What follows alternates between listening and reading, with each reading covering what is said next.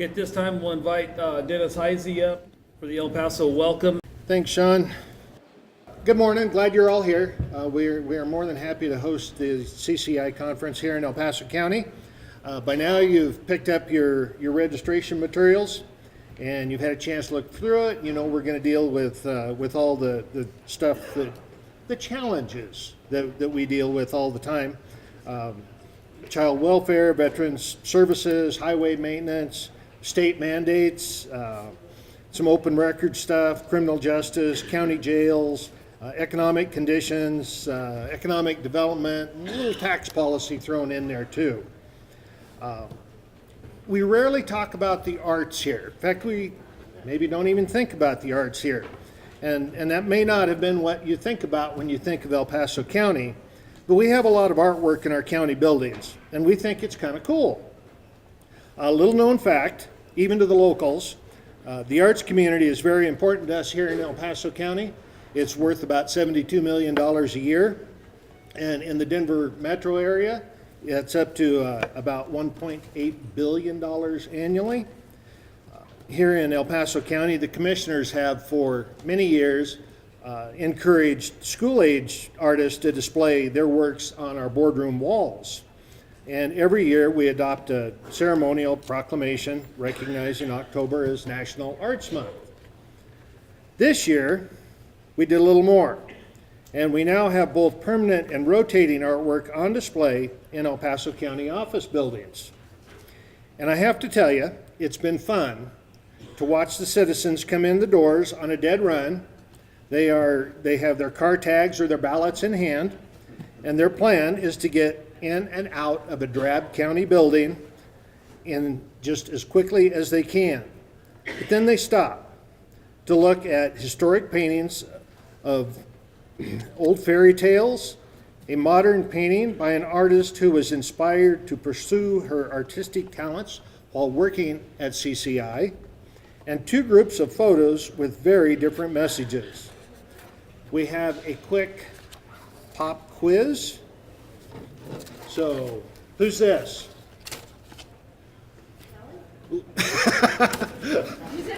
Barbara, that was good. No, that is not Sally. That's Little Red Riding Hood.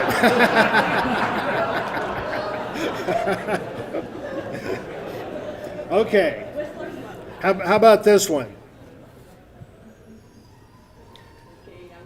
That's Goldilocks and the Three Bears. Have an easy one coming up here. And it's kind of a strange shot because that thing's 29 feet long. That is Cinderella. Good for somebody out there. And who could recite this nursery rhyme? Sat in a corner. All right, very good. And just for extra points, anybody recognize Winkin', Blinkin', and Nod?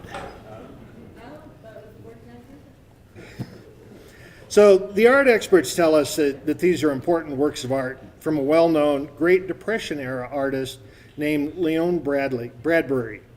There were 9 paintings commissioned by the Federal Works Projects Administration, the WPA, and were originally displayed at Ellsworth Elementary School in Denver. After the initial excitement of accepting the artwork had worn off, we realized we could not just strap a 29-foot, 80-year-old painting to the county lowboy and drive it down the interstate. So the county staff worked with Colorado Council of Arts, local arts community, and even the U.S. Government General Services Administration to acquire the historic paintings from the GSA inventory. They now hang in El Paso County's Centennial Hall.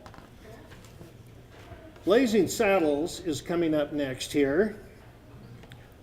This adds a splash of color to the El Paso County building. A Colorado native, Carrie Fell, was an administrative assistant for former county administrator and CCI director Terry Harris. Harris encouraged the artist to pursue her passion, and on the plaque beside the painting, she credits him with her inspiration and success in art. It wouldn't pass muster today with our HR directors, but the way the story goes, Terry told her that if she didn't quit and pursue her art full time, he was going to fire her. So, by the way, I prefer to think of that painting as four riders of the range as opposed to the four horsemen of the apocalypse. CityWorks is a temporary black and white photo collection that documents local public works and prominent building construction from the 1930s through the 60s. The prints are for sale, with the proceeds going to the Old Colorado Historical Center. And next week, up at the Citizen Service Center, we'll dedicate another photo exhibit telling the personal stories of the victims of the Waldo Canyon fire. It's called The Faces of the Fire.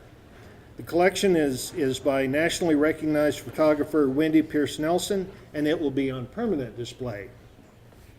The catalyst in bringing the historic WPA paintings to El Paso County was Colorado Creative Industries, which is a small but impressive division of the Colorado Office of Economic Development and International Trade.